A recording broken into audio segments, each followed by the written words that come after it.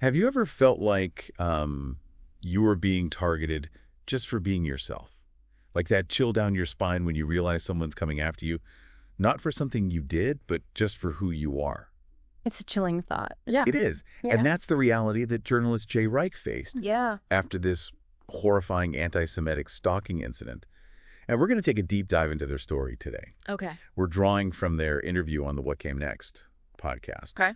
And it's a story that challenges assumptions, and it kind of reveals a lot about hate in our society. Well, and what's really fascinating about this case is the perpetrator's identity, Okay. being a woman of color. Oh, wow. You know, that really forces us to rethink some of those common stereotypes we have about who commits hate crimes. It definitely adds layers to the conversation. Yeah. To really grasp what Jay went through, we need to kind of rewind a little bit back to 2018. Okay. Right after that devastating Tree of Life synagogue shooting, Oh, yeah. that event just shook Jay's community to its core. And in its aftermath, they became the target of just relentless hate. Yeah, it started with this unknown caller, Okay. just relentlessly harassing Jay and their family.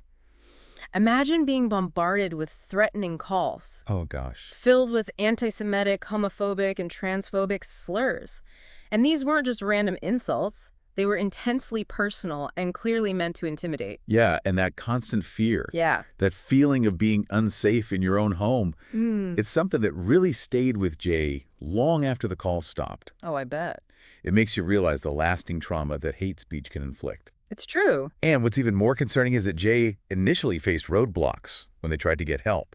They described this frustrating experience of trying to explain the gravity of the situation to local law enforcement, Yeah. who didn't seem to grasp the nuances of hate crimes. It's a reminder that sometimes even those who are meant to protect us Right. can fall short when it comes to understanding these complex issues. Absolutely. But then there was a turn of events. The FBI got involved, and this is where things get interesting. Jay described the FBI investigative team as incredibly diverse. Interesting. And, this wasn't just by chance. Building a diverse team for hate crime investigations is crucial. Sure. It can lead to gathering better evidence Yeah. because investigators from diverse backgrounds can connect with victims and witnesses who might otherwise be hesitant to come forward. Makes sense. And not to mention, it builds trust. Absolutely. Seeing yourself represented among those in authority can make all the difference Oh, yeah, when you're trying to navigate a system that can feel really intimidating. for sure. Fast forward to the courtroom, Okay. and Jay is delivering this powerful victim impact statement, Okay. emphasizing how calculated and deliberate the caller's actions were Wow. and the ongoing fear that they instilled. Right. But they also noticed something peculiar about the caller. Was that? Well, the caller Okay. was under the influence of medication, Okay. offered a detached apology, and didn't even acknowledge Jay by name. This lack of genuine remorse really highlights the complex emotional dynamics at play here. Now let's address the elephant in the room, the caller's identity. Right. It's the detail that really complicates things, right? Yeah. Jay revealed that the perpetrator was a black woman. Okay. And this revelation took the conversation in an unexpected direction. Interesting. Jay grappled with the complexities of this, acknowledging the caller's own choices while also recognizing the potential role that systemic oppression might have played in her life. It makes you think. Yeah, it forces us to confront the truth that hate doesn't always fit into neat boxes. No, it doesn't. It's not always a straightforward black and white issue. Yeah. So how do we understand hate crimes, especially when they defy our preconceived notions? Well, I think we have to start looking at the intersectionality of race, religion, and gender identity. Okay. It's about recognizing how these factors contribute to both the act of victimization and the act of perpetration. And Jay's personal experience as a trans Jew facing discrimination throughout their life really informs their perspective on this, doesn't it? Absolutely. They eloquently explain how systems like white supremacy Okay. thrive on creating division and infighting among marginalized groups. It's almost like a distraction tactic. All right. While we're busy fighting amongst ourselves, those in power maintain their control. That brings us to the crucial question. What does all of this mean? It highlights the need to move beyond those simplistic explanations of hate crimes Yeah. and recognize the complex interplay between individual choices and the larger systemic forces at work. It's a call for nuance and understanding, right? Exactly. We can't rely on stereotypes or easy answers. No, we can't. And even in the face of hate, Yeah. empathy can be a powerful tool.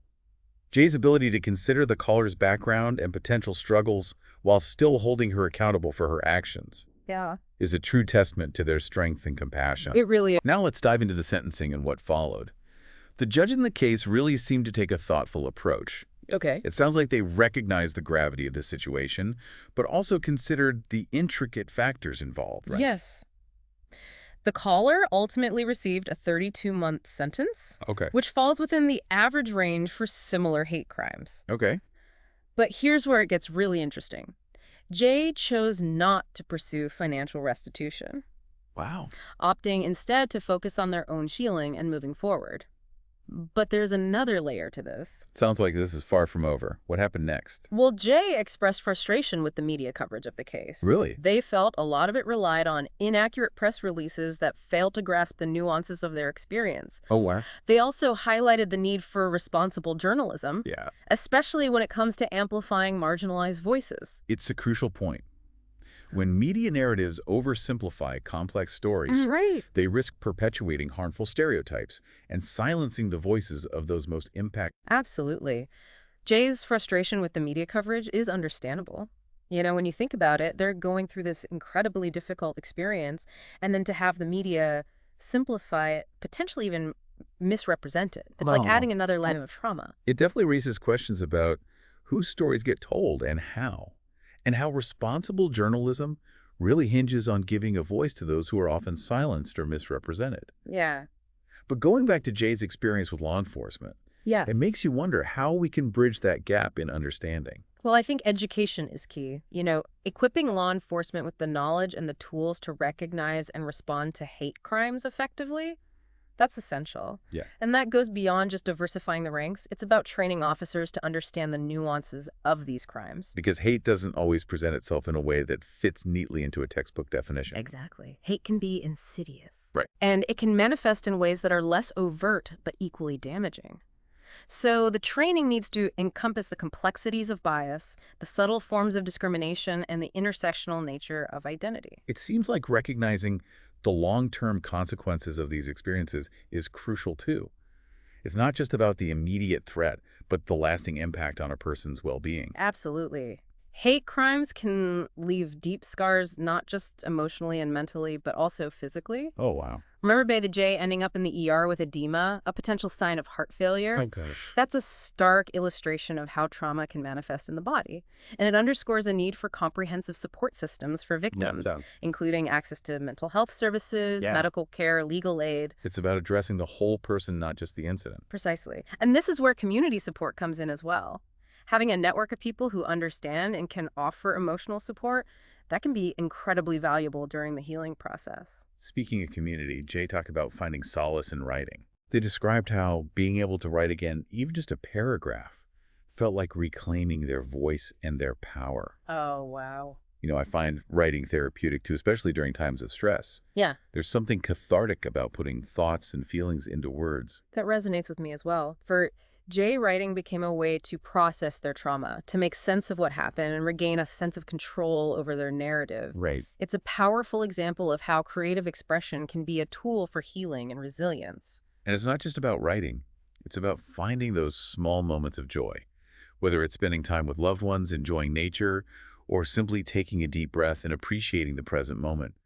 Those small victories can be incredibly powerful in the face of adversity. They're the building blocks of resilience, Right. allowing us to find those glimmers of hope even amidst darkness. Exactly. But Jay's story also brings up another critical point, the role of the media. Right. Their frustration with how the media handled their story Yeah. is a reminder of the responsibility that journalists have to report accurately and ethically. It's about moving beyond sensationalism and digging deeper into the complexities of these cases. It's about giving voice to the victims and amplifying their stories, not manipulating them for clicks or views. And that responsible reporting can play a significant role in shaping public perception and understanding. It can help to challenge stereotypes, dismantle prejudice, and ultimately create a more informed and compassionate society. Exactly. It can be a catalyst for positive change. Now, circling back to our earlier discussion about systemic factors, Jay's insight about white supremacy as a system that's designed to create division among marginalized groups, Right. that really struck a chord with me. That's a powerful concept, isn't it? It is. It shifts the focus from individual prejudice to a larger system that benefits from keeping us at odds with each other. Absolutely. It forces us to confront the fact that prejudice isn't just about personal beliefs. It's woven into the fabric of our institutions and our social structures. And this is where understanding intersectionality becomes so important, Yes. because it highlights how different forms of oppression intersect and overlap, creating these unique experiences of discrimination. Precisely, Jay, as a trans Jew, embodies this intersectionality. Right. They're not just targeted for being Jewish or trans. They're targeted for the intersection of those identities. It's a layered experience of oppression. So how do we make sense of hate crimes when they defy our preconceived notions? How do we grapple with the complexities of a situation like Jay's? I think we have to move beyond those simplistic explanations and recognize that individual acts of hate are often fueled by these larger systems of oppression. It's not just about addressing individual bigotry, but dismantling those systems that perpetuate it. Exactly. And that requires a multi-pronged approach. It requires education, empathy legislation, and a willingness to challenge those ingrained biases that permeate our society. It's about recognizing that we're all interconnected and that fighting for justice for one group ultimately benefits us all. It's about understanding that silence is complicity and that we all have a role to play in creating a more just and equitable world. And that brings us back to the question of what concrete steps we can take. It can feel overwhelming to tackle these systemic issues. I know. But where do we even begin? Well, I think it starts with self-reflection, examining our own biases, confronting our own prejudices, and being willing to learn and unlearn. It's about having those uncomfortable conversations, even when they're challenging. And it's about taking action, supporting organizations that are working to combat hate, speaking up against injustice, and using our voices to advocate for change. It's about understanding that even small acts can make a difference. Whether it's educating ourselves, donating to a cause, or simply having a conversation with a friend or family member, those actions ripple outwards. It's about recognizing that the fight for justice is a marathon, not a sprint. There will be setbacks and challenges, but every step forward, no matter how small, is a victory. And that's where Jay's story offers a powerful lesson in resilience. Despite the trauma that they endured, they found ways to heal, to reclaim their voice, and to use their experience to advocate for others. Their story is a testament to the human spirit's ability to find strength in vulnerability and to turn pain into purpose. You know, it's truly inspiring to see how Jay, despite everything, chose to focus on healing and finding those glimmers of light amidst the darkness. Yeah, their journey is a real testament to the power of resilience. You know, they didn't shy away from the pain, the fear, the anger that comes with experiencing such a traumatic event. They acknowledged those feelings, processed them, and ultimately found a way to move forward. That resonates with me deeply. Yeah. It reminds me that healing isn't about erasing the past or pretending it didn't happen. It's about integrating those experiences into our present and future, allowing them to shape who we become without defining us. Exactly. It's about finding a way to kind of coexist with the scars, to acknowledge their presence without letting them dictate our entire narrative. And for Jay, a crucial part of that healing process involved rediscovering the power of writing. They talked about the joy of being able to just sit down and write again, to fill pages with words that weren't consumed by anger or despair. What? It's almost like they reclaimed their voice, their ability to express themselves freely through the act of writing. It's a beautiful image, isn't it? The pen becoming a tool not just for storytelling, but for healing, for processing trauma, for reclaiming agency. And it speaks to the power of creative expression, you know, in whatever form it takes to help us navigate difficult times. It makes me think of how art, music, dance, any form of creative outlet can be a lifeline, a way to channel emotions and find solace amidst the chaos. And Jay's story also highlights the importance of finding joy in those small moments, those seemingly insignificant things that can actually be incredibly grounding. Those moments of connection, of peace, of simple pleasures, they become anchors in stormy seas, whether it's cuddling with their pet, sharing a quiet moment with their partner, or simply being able to breathe without feeling constricted. Those small victories, they can really fuel our resilience. It's a reminder that even when the world feels dark, there are still glimmers of light to be found, moments of beauty and gratitude that can nourish our souls. And that brings us to a crucial point. that Jay raised the media's responsibility in reporting on these sensitive issues. Their frustration with how their story was sometimes misrepresented or oversimplified by the media is a reminder that journalists have a powerful platform Yeah. and a responsibility to wield it ethically. It's not just about getting the story, it's about getting it right. Right, yeah. About conveying the nuances, the complexities, and the human impact.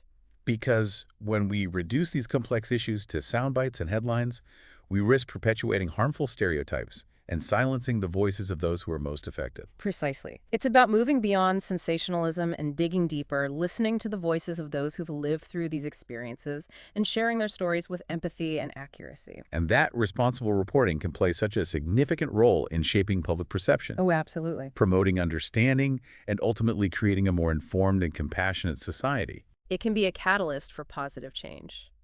So as we wrap up this deep dive into Jay Reich's experience, what are your final takeaways? I think for me, it's the enduring power of the human spirit.